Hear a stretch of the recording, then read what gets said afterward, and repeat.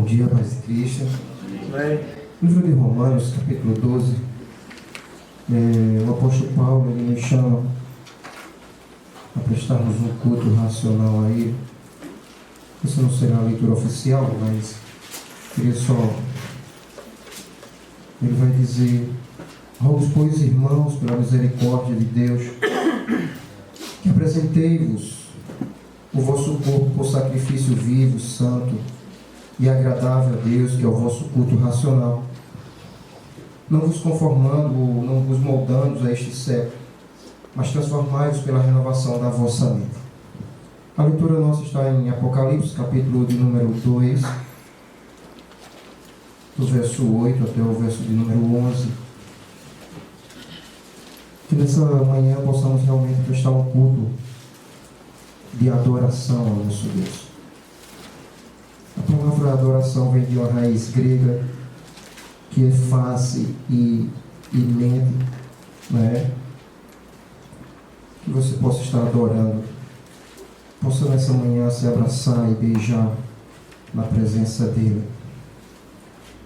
Todos acharam? Apocalipse capítulo 2 diz assim a palavra do Senhor: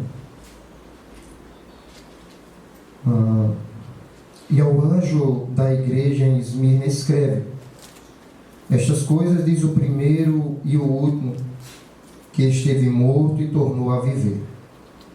Conheço a tua tribulação, a tua pobreza, mas tu és rico, e a blasfêmia dos que a si mesmos se declaram judeus e não são, sendo antes sinagogas de Satanás. Não temais as coisas que tens de sofrer. Eis que o diabo está para lançar em prisão alguns dentre vós, para ser dispostos à prova, e tereis tribulação de 10 dias. Ser fiel até a morte, e dar-te-ei a coroa da vida. Quem tem ouvidos, ouça o que o Espírito diz às igrejas. O vencedor de nenhum modo sofrerá dano da segunda morte. Vamos orar ao Senhor nosso Deus nessa manhã. Pai Santo, obrigado, Senhor, por nessa manhã termos esse privilégio de nos reunirmos, Senhor, de te adorarmos e de prestarmos um culto racional a Ti, Senhor. Obrigado, Senhor, por essa Tua palavra, a qual nos chamas a uma fidelidade contigo, Senhor, a não abandonarmos, Senhor, o Teu primeiro amor, Senhor, independente das circunstâncias que possam vir. Nos fortalece nesta caminhada até a eternidade, Senhor. Fica conosco, abre o nosso entendimento para entendermos a qual é a boa e perfeita e agradável vontade Tua, Senhor. É isso que te pedimos e te oramos, em nome de Cristo Jesus. Amém. Linguagem apocalíptica.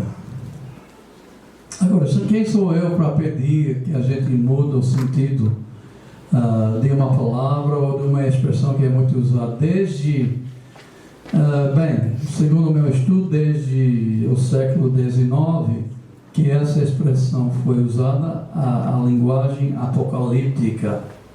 Mas eu acho que nesse caso, que devemos mudar o que muitas pessoas pensam quando eles ouçam esta expressão, linguagem apocalíptica. Eu acho que é mal entendido realmente o que a palavra apocalipse quer dizer, e aí então também acaba sendo parte dessa expressão. Tem pessoas que acham que a linguagem apocalíptica é uma linguagem profética que fala do futuro. Então, quando você tem uma passagem bíblica que fala do futuro, então eles dizem que é uma linguagem apocalíptica. A verdade é que às vezes os profetas falavam sobre o futuro. Biblicamente falando, nós temos aí videntes inspirados por Deus que sabiam o futuro e falaram com o povo sobre o futuro, mas nem sempre. Profeta não quer dizer falar só sobre o futuro. Eu entendo que o profeta podia falar tanto do passado como do presente e também como o futuro, dependendo da mensagem que Deus estava querendo. Ele era um tipo de porta-voz de Deus. Então, o que Deus queria comunicar, seja em qualquer tempo, então ele passava para o profeta, e o profeta então falava a mensagem de Deus para o povo, seja futuro, seja presente, ou seja passado. Tem pessoas que acham que a linguagem apocalíptica é uma linguagem que fala do futuro, que revela o que há de acontecer no futuro. Como dá para ver, a expressão vem do título do livro de Apocalipse, né? E devido ao fato que muitas pessoas interpretam Apocalipse como sendo alguma coisa também do futuro, então eles têm essa ideia também impregnada nessa expressão, linguagem apocalíptica. Mas não é verdade. Vamos ver rapidamente algumas passagens em Apocalipse que mostram que realmente não era para alguma coisa no futuro, mas era para aquela época mesmo. Apocalipse capítulo 1 e versículo 1 diz o seguinte: desde o início do livro, então, Apocalipse 1, versículo 1, veja comigo, revelação, e aí em grego é a palavra Apocalipse, revelação de Jesus Cristo, que Deus lhe deu para mostrar aos seus servos as coisas que em breve devem acontecer. Ouviu o que ele falou? As coisas que devem acontecer no futuro? Não, as coisas que em breve devem acontecer. E veja o versículo 3. Bem-aventurados aqueles que leem e aqueles que ouvem as palavras da profecia e guardam as coisas nelas escritas. E veja o que ele fala: pois o tempo está próximo. O tempo está próximo. Então, veja, essa ideia que esse livro vai tratar de coisas que nem aconteceu ainda, não é bíblica, essa ideia. Veja o que ele falou aí. E ainda nesse capítulo, em versículo 10 e 11, quando ele começa a receber essa revelação, ele diz: achei-me em espírito no dia do Senhor, e ouvi por detrás de mim uma grande voz como trombeta, dizendo: o que vês, escreve em livro e manda às 7 igrejas. Aí ele fala: Éfeso, Esmirna, Pérgamo, Tiatira, Sardes, Filadélfia e Laodiceia. 7 igrejas da Ásia daquela época. Ele disse: manda para eles. Mas manda para eles porque é importante que eles recebem, porque eles estão vivendo estes momentos e eles precisam saber o que está acontecendo, ou o que pelo menos em breve deve acontecer. Então era uma revelação de Deus destinada às igrejas daquela época. Não é muito diferente do que Paulo escreveu no 1 e 2 Tessalonicenses, destinado para aquelas igrejas, ou Filipenses, que eram mensagens bíblicas, mensagens dirigidas às igrejas da Macedônia. Podemos aprender destas cartas o que nós devemos fazer hoje? Sim. Mas o contexto histórico era para aquelas igrejas, naqueles lugares. A mesma coisa aqui em Apocalipse. O contexto histórico era para eles, aquelas igrejas, naquele contexto. Nós podemos aprender destas cartas, tanto de Tessalonicenses, Colossenses, todos eles, mesmo escrito naquele contexto, naquela época. Podemos aprender coisas úteis para nós hoje? Claro que sim. Claro que sim. Vale para todos os tempos, mas a mensagem, no contexto histórico, tinha significado para aquelas igrejas, naquela época. Toda a Bíblia, na verdade, foi escrita assim, se você pense bem, no contexto histórico daquela época, e com a aplicação imediata, mas revelando princípios para serem aplicados em todas as épocas da história humana. Então, para ninguém ter outra ideia sobre o livro, João, então, no fim desse livro de Apocalipse, o que ele fala?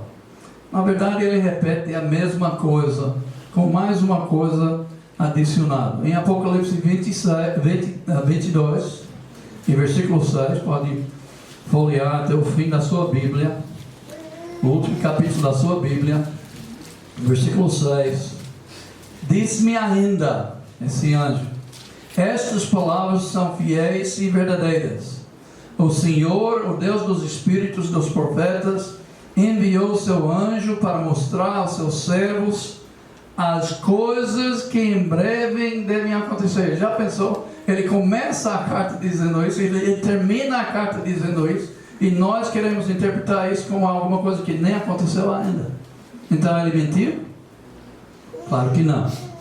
E em versículo 10, veja o que ele fala. Disse-me ainda, não seles as palavras da profecia deste livro, porque o tempo está próximo. A mesma frase que você encontra no início do livro, ele fala novamente no fim, porque o tempo está próximo. Mas aqui ele acrescenta alguma coisa, ele diz, não seles. Não seles, quer dizer, não fecha este livro. Deixe aberto para o povo que precisa saber agora e não 2000 anos depois, mas agora, porque são as coisas que em breve devem acontecer. Então, entendemos que a linguagem apocalíptica é a linguagem que João usava em Apocalipse, se é que nós entendemos que é a linguagem que João usava em Apocalipse, temos que entender que não falava do futuro distante, e sim do futuro em breve. É muito comum dizer que a linguagem apocalíptica fala do fim do mundo, não é verdade?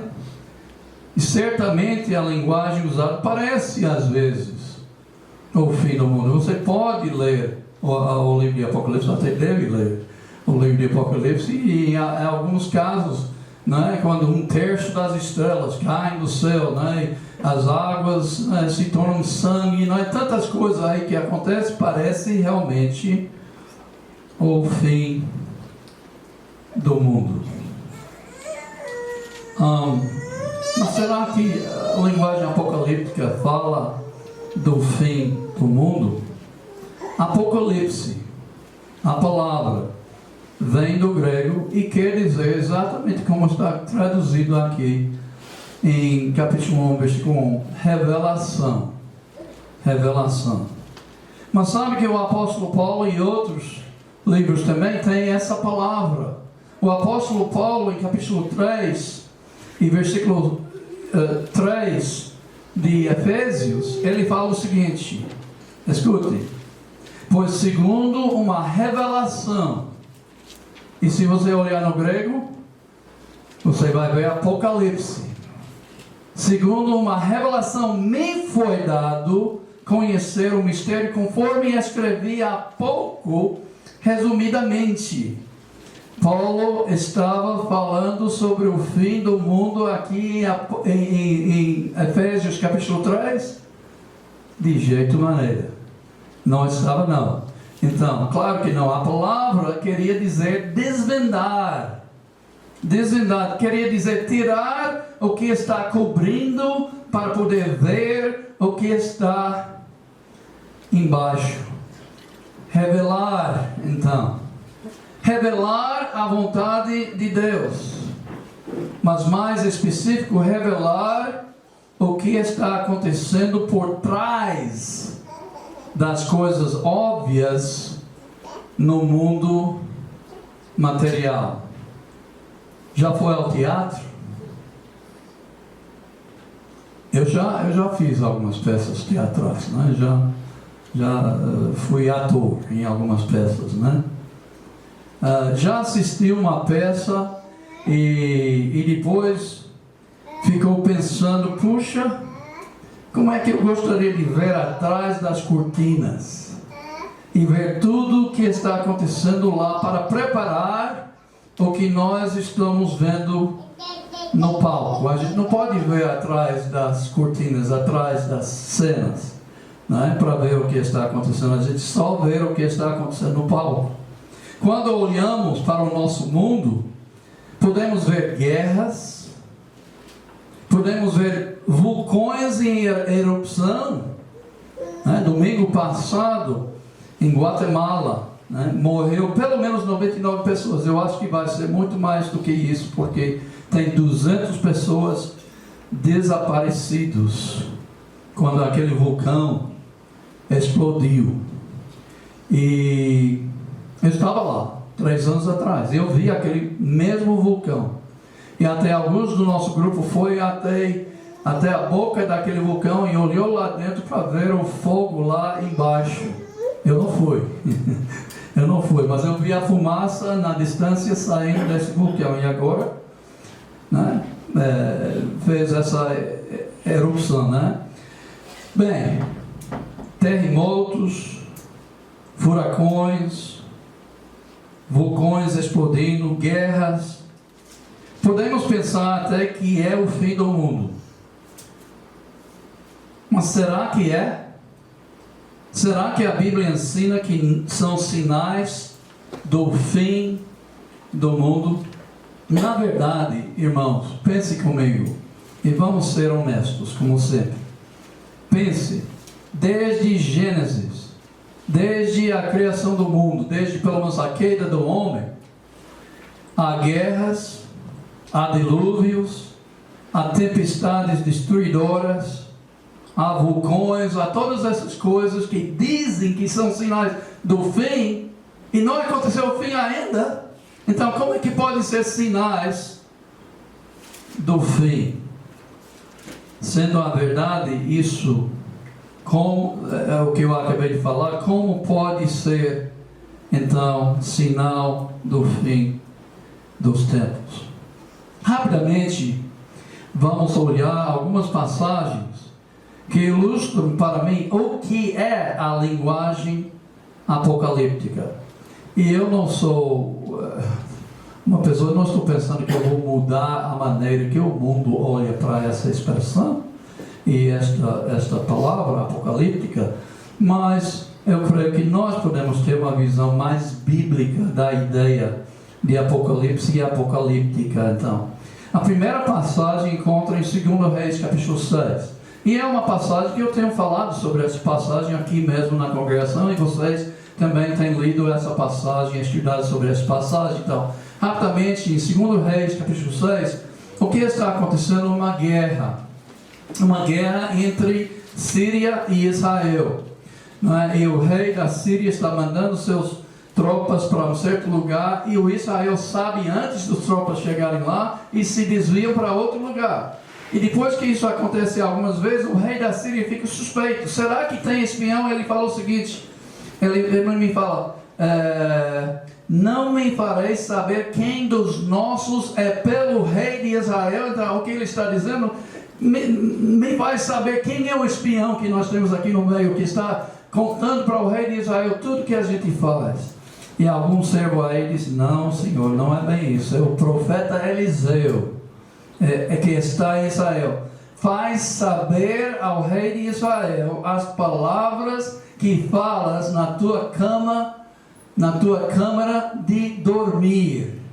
Então Eliseu, Deus estava revelando tudo para ele, que o rei estava planejando, e ele estava revelando para o rei de Israel para tomar providências. Então o rei de Síria ficou com raiva, ele enviou para a cidade de Dotã, onde estava hospedado o profeta Eliseu, e saído, eis que enviou à cidade de Dotã cavalos, carros e fortes tropas, chegaram à noite e cercaram a cidade. Então, cedo de manhã, o moço, o servo, talvez até aprendiz do profeta Eliseu, chegou cedo e subiu na muralha. Então, versículo 15, o moço do homem de Deus, saído, eis que tropas, cavalos e carros haviam cercado a cidade. Então o seu moço lhe disse, ai meu senhor, que faremos? E veja o que Eliseu falou para ele. Primeira frase, vamos ver duas coisas, mas primeira frase aqui, não temas, moço, não temas. Lembra essa palavra aqui?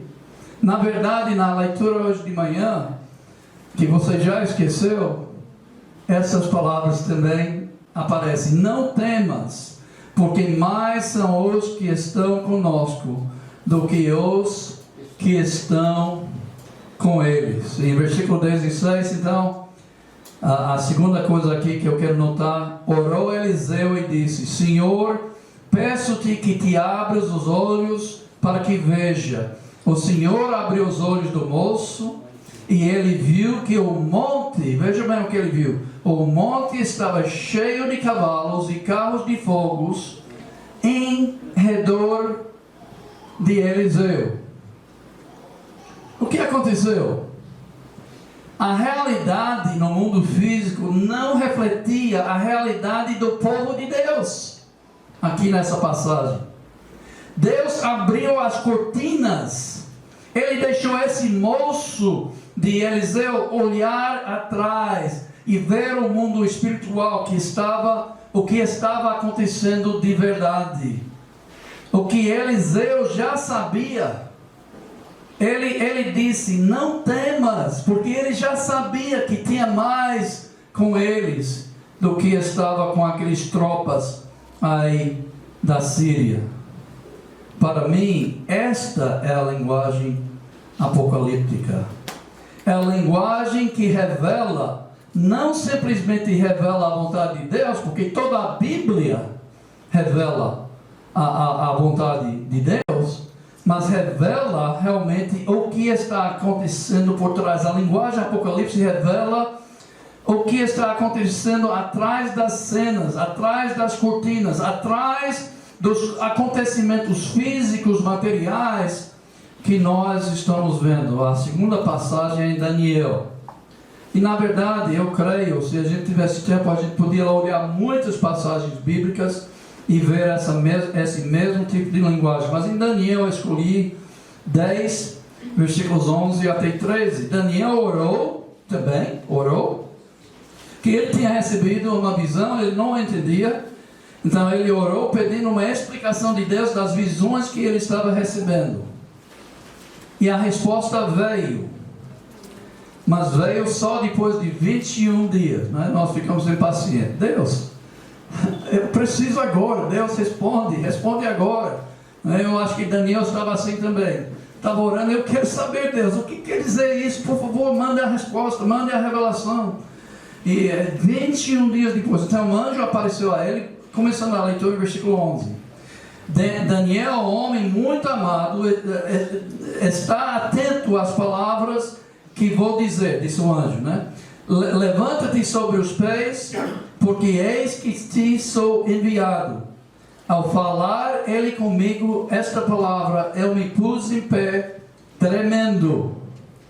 Então ele me disse, o quê? Não temas. A gente já ouviu essa palavra em outro lugar, né? Essa expressão, não temas, Daniel, porque desde o primeiro dia que aplicasse o coração a compreender e humilhar-te perante teu Deus, foram ouvidas as tuas palavras, e por causa das tuas palavras é que eu vim. E versículo 13, mas o príncipe, eu vim 21 dias atrás, quando você começou a orar, eu já estava de caminho. Mas o que aconteceu? Ele vai dizer, mas o príncipe do reino da Pérsia me resistiu a este anjo por 21 dias. Porém Miguel, outro anjo de Deus, outro mensageiro de Deus, um dos primeiros príncipes, veio para ajudar-me, e eu tive vitória sobre os reis da Pérsia. Então, no mundo físico, o que está acontecendo aqui? Daniel está angustiado, querendo saber o significado das suas visões, e ele ora e nada acontece. 21 dias passam e nada, e finalmente o anjo chega para revelar a visão. Mas no meio dessa revelação da visão, o anjo explica alguma coisa que estava acontecendo atrás das cenas. Não é? Os anjos de Deus lutando contra os anjos do mal. Luta espiritual. Principados e potestades do mal estavam lutando contra as forças espirituais do bem, contra o povo de Deus. Para mim, esta revelação aqui, esta passagem então, é também uma ilustração da linguagem apocalíptica. A terceira passagem é em Efésios, agora no Novo Testamento. E em Efésios, Paulo escreve, não é? Paulo diz: vocês precisam abrir os seus olhos. É semelhante ao que Eliseu falou para o moço, ou para Deus, né? Para ele abrir os olhos do moço, lá em 2 Reis. Mas aqui Paulo diz, ele diz assim, bem, deixa-me mostrar mais algumas passagens antes de chegar a isso, mas em capítulo 1, em versículo 3, ele diz: bendito Deus e Pai de nosso Senhor Jesus Cristo, que nos tem abençoado com toda a sorte de bênção espiritual nas regiões celestiais em Cristo. Regiões celestiais. Gente, se isso não é atrás das cenas, se isso não é atrás das cortinas, eu não sei o que é. Então, até aqui eu creio que é a linguagem apocalíptica, porque ele está dizendo: vocês podem ser pobres, vocês podem estar sofrendo, mas veja, Deus já abençoou vocês com todas as bênçãos espirituais, e vocês devem abrir os olhos. Em capítulo 1, continuando em versículo 18, ele diz mesmo: iluminados os olhos do vosso coração. Sabia que seus olhos têm coração, o seu coração tem olhos? Paulo disse: iluminados os olhos do vosso coração. Abre os seus olhos, Efésios, para ver o quê? Para ver qual a suprema grandeza do seu poder, versículo 19, a suprema grandeza do seu poder, para com os que cremos, segundo a eficácia da força do seu poder. É como Eliseu, dizendo: há mais os que estão conosco do que os que estão com eles. É como se Paulo está dizendo a mesma coisa aqui, que nós temos o poder de Deus conosco. Versículo 20, esse poder, o qual exerceu ele em Cristo, ressuscitando dentre os mortos, fazendo-o sentar à sua direita nos lugares celestiais. Lugares celestiais, atrás das cenas. Não podemos ver estes lugares com os olhos físicos. Em capítulo 2, então, continuando esse pensamento, em versículos 5 e 6, e ele fala sobre a gente aqui agora. Ele diz: estando nós mortos em nossos delitos, nos deu vida juntamente com Cristo, pela graça sois salvos, e juntamente com Ele nos ressuscitou. Me lembro do batismo, né? Nos ressuscitou e nos fez assentar onde? Nos lugares celestiais em Cristo Jesus. Nos fez assentar nos lugares celestiais em Cristo. Onde? Atrás das cenas, atrás das cortinas. No mundo físico, estamos sentados nesse salão aqui. Mas na realidade espiritual, nós estamos sentados nos lugares celestiais. E em capítulo 3, em versículo 10, para que, ele fala aqui sobre o propósito da igreja, ou a missão da igreja, para que pela igreja a multiforme sabedoria de Deus se torne conhecida agora dos principados e potestades nos lugares celestiais. Lugares celestiais. Onde? Atrás das cenas. E lá tem coisas não tão boas.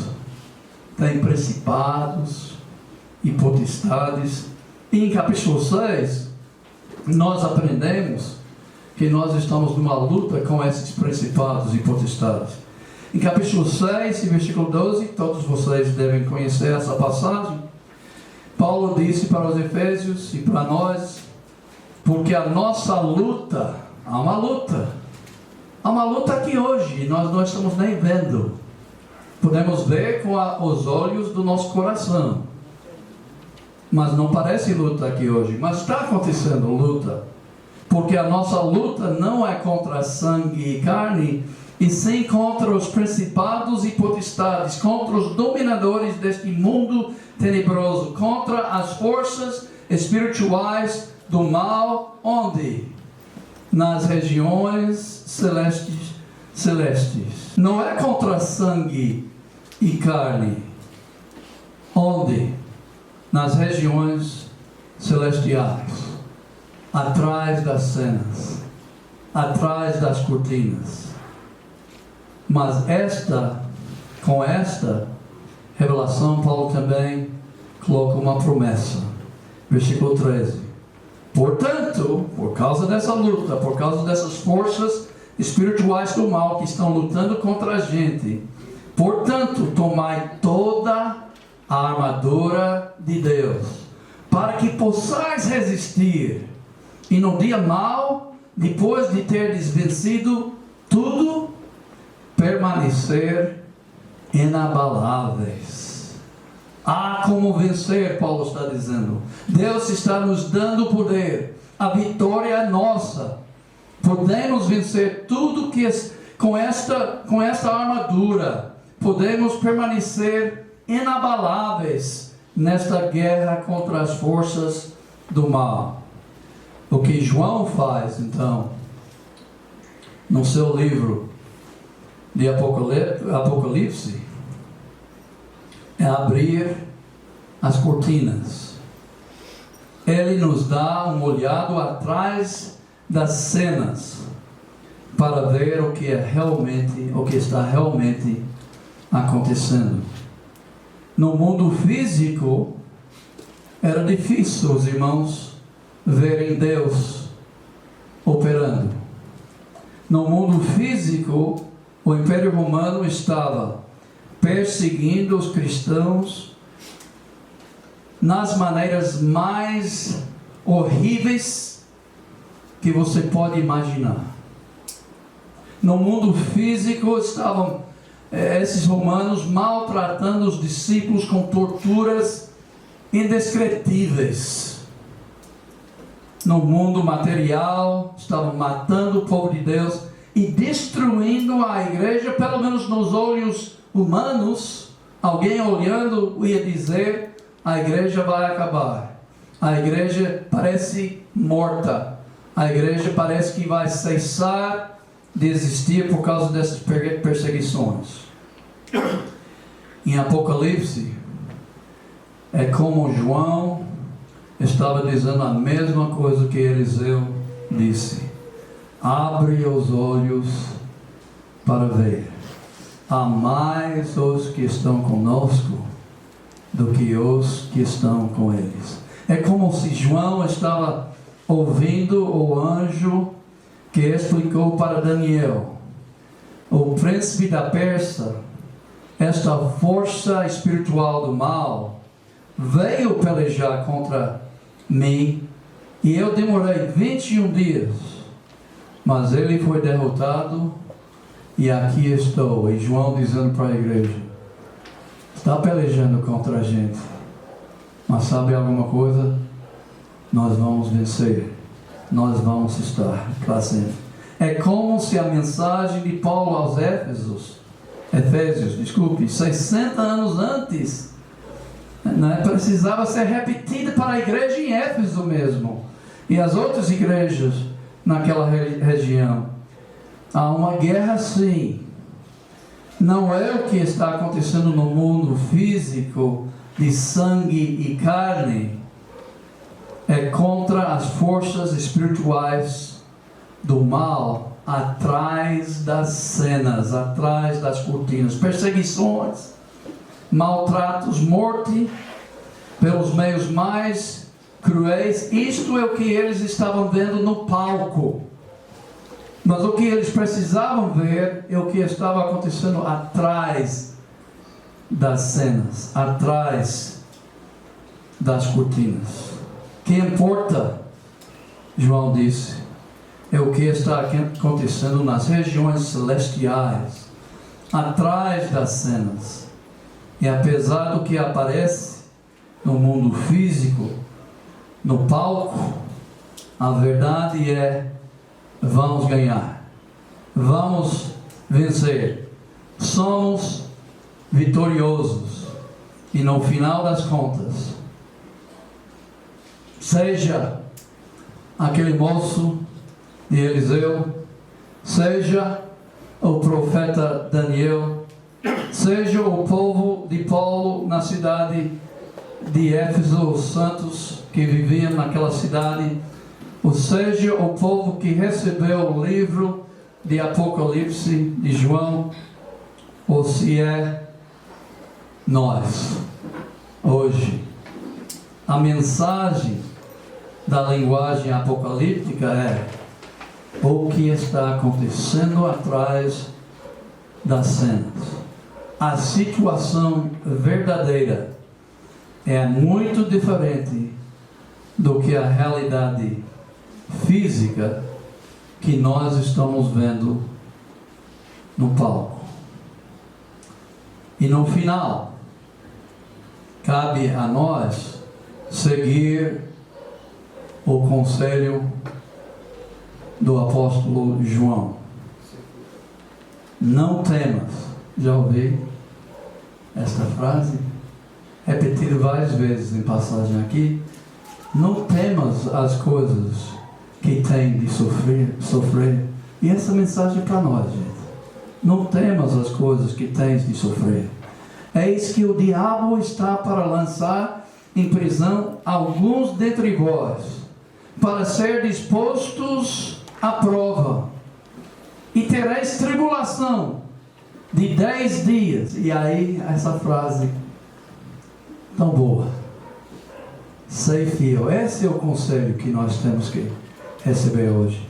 Sei fiel até a morte, e dar-te-ei a coroa da vida. Vocês conhecem aquele cântico? É curto, é simples, é baseado nessa frase de versículo 10. E vamos terminar a mensagem cantando este corinho.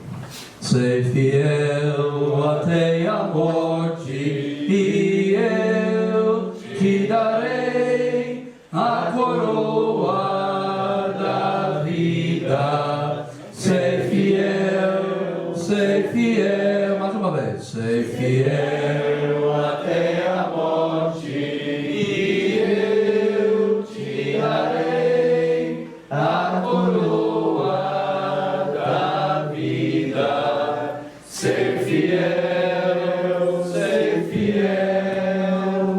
não temas coisa alguma que tens de sofrer por amor a Jesus. Ser fiel.